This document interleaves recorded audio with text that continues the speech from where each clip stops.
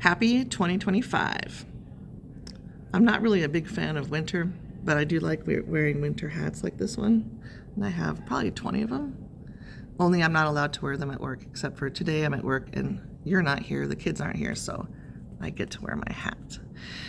You should be about finished with part 2 of Ray Bradbury's Fahrenheit 451.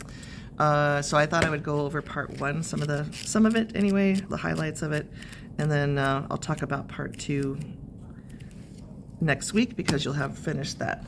Okay, so our main character is Guy Montag. He's a fireman, but in the future, firemen start fires. They burn books. They basically are kind of like policemen for the mind. Anything that's offensive gets burned, like books. And right away in the story, he has an existential crisis. He realizes that he's not happy, and that's because he meets Clarice McClellan, his 17-year-old neighbor, who just rattles him and kind of wakes him up. She's the kind of person that just seems vibrant and alive. Not like me, that's for sure. Anyway, she actually listens to him when he's talking to her and looks him in the eye and seems to really care about things and people. And it reminds him that he's missing something. He realizes, again, he's not happy, and part of that is his home life. So part 1 is called The Hearth and the Salamander, which means Guy Montag's home. Hearth is a fireplace, and the salamander is the logo for his job. So his home and his work life, and it's going to have to change because he realizes he's not happy. Again, right away in the book, he comes home one night and Mildred, his wife, is basically almost dead. She's taken all of her sleeping pills. She enjoys like taking pills and drinking martinis, and she's always listening to her earbuds. Even when he comes in at night and she has OD'd, she's got her earbuds in and he can hear. So she actually learned how to lip read so that she doesn't have to really listen to him when he's talking to her. She denies that she took that many pills. The scary thing, too, is the next day, some guys come out and pump her stomach, and she's going to be okay. But the next day, she's wondering if they had a party because she feels like she got blackout drunk, which that's not good if you can't remember something from the night before. She's very self-centered, and she represents the people in the future.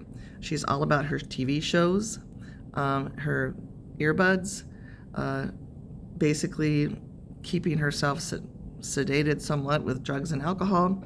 And then we find out at the end of part 1, that when she gets stressed out at night and can't sleep, she takes her car out and drives through the neighborhoods around 90 miles an hour, and she loves to run over people's pets. Sorry. Hopefully that's not you guys. She told Montag sometimes she even gets to run over dogs. So that's kind of horrible. She's not a very nice person. All right, so that's Mildred. She also gets mad at Montag when he gets sick. He stays home from work one day because he had a really hard night. He went to a home to burn some books, and the homeowner was still there. Usually they're not there. The police have already arrested them. Anyway, this woman burned herself alive with her books, and of course that made him really upset. And when he got home from work, he was crying in his bed, and Mildred came over and touched his cheek in the dark. Obviously, she could feel that he had been crying, and she didn't even ask like what was up or if he was okay. The next day, he throws up, and then instead of being sympathetic, she says, "Why'd you do that?" Again, just completely shallow person. Let's see, what else? We get to meet Captain Beatty. That's Montag's boss. Captain Beatty actually comes to the house when Montag's sick after the woman died by burning herself alive. And he talks all about how the society got how it got. So that part's really important that you read. He says basically censorship happens because it keeps people happy. We don't want to offend anyone. He talks about how large the population is and how people get offended so easily, and so they burn all the books. There's only 3 kinds of things you can read, excuse me, in the future, and that would be like manuals, or recipes, cartoons, and 3D pornography, and that's it. Otherwise, it's too offensive. There's a quote in part 1 that's important that Montag says. He says we need not to be left alone. We need to be really bothered once in a while. So in their society, they don't want anyone to be upset or bothered. Drugs and alcohol are fine. Sports are fine. Anything that's entertaining is fine. It's just that obviously you need more than that in your life. Okay, it ends with... Oh, part 1 ends with Montag confessing to Mildred that he has been stealing books when he goes on these jobs.